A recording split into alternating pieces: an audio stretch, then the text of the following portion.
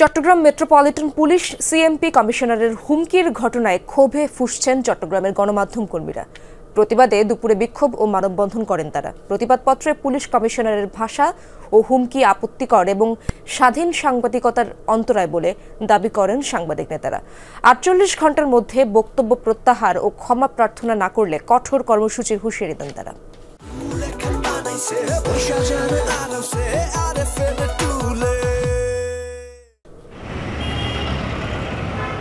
চট্টগ্রামে ব্যাটারি রিকশা আটকের নামে ট্রাফিক পুলিশের বাণিজ্য নিয়ে বেসরকারি এক টেলিভিশনের সংবাদ প্রচারের পর সিএমপি কমিশনার হাসিব আজিজ স্বাক্ষরিত প্রতিবাদপত্র ঘিরে ঘটনার সূত্রপাত। সংবাদটি উদ্দেশ্য প্রণোদিত এবং বাহিনীর কার্যালয়ে অনুমতি ছাড়া ভিডিও ধারণের অভিযোগ এনে ভবিষ্যতে এহেন আচরণের পুনরাবৃত্তি হলে কঠোর আইনগত ব্যবস্থা গ্রহণের হুমকি দেয়া হয় প্রতিবাদপত্রে। এমন হুমকি স্বাধীন সাংবাদিকতার অন্তরায় দাবি করে ক্ষোভে ফুঁসে ওঠেন চট্টগ্রামের সর্বস্তরের গণমাধ্যম কর্মীরা। দুপুরে নগরীর আসকাত দিঘির পারে প্রতিবাদ সমাবেশ ও মানববন্ধন করে চট্টগ্রাম সাংবাদিক ইউনিয়ন।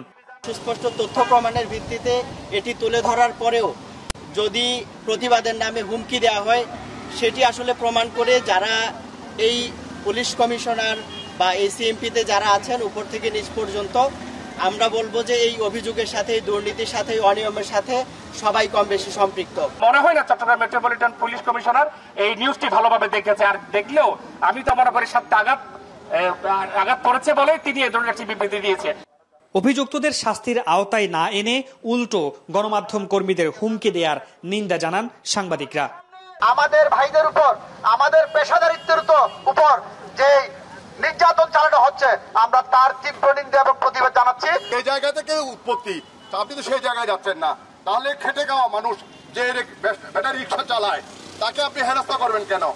চট্টগ্রামে আইন শৃঙ্খলা রক্ষাকারী বাহিনীর চাঁদাবাজি, অনিয়ম, দুর্নীতির অভিযোগ তদন্ত করা এবং গত 16 বছরে শীর্ষ কর্মকর্তাদের ভূমিকা খতিয়ে দেখে ব্যবস্থা গ্রহণের দাবি জানান সাংবাদিক নেতারা। যেই ভাষায় কথা বলেছেন সাংবাদিকদের নিয়ে এবং সাংবাদিকতা নিয়ে, সেই ভাষায় উনি কথা বলতে পারেন না, কারণ উনি আইনের চেয়ারে বসে আছেন। পুলিশ প্রশাসন কিংবা আইন শৃঙ্খলা বাহিনী ওনারা মনে করেছেন গত 1 বছর ধরে সাংবাদিকদের কোনো প্রতিবাদ নেই, তারা নির্জীব হয়ে গেছে, কারণ বিভিন্ন জায়গায় দখলদারিত্ব কায়েম হয়েছে। সম্মান বৃদ্ধির জন্য জাতিসংঘ মিশনে কাজ করে আমাদের মান উন্নয়ন করেছেন, সেই পুলিশ বাহিনীর বিরুদ্ধে আমরা দাঁড়াইনি।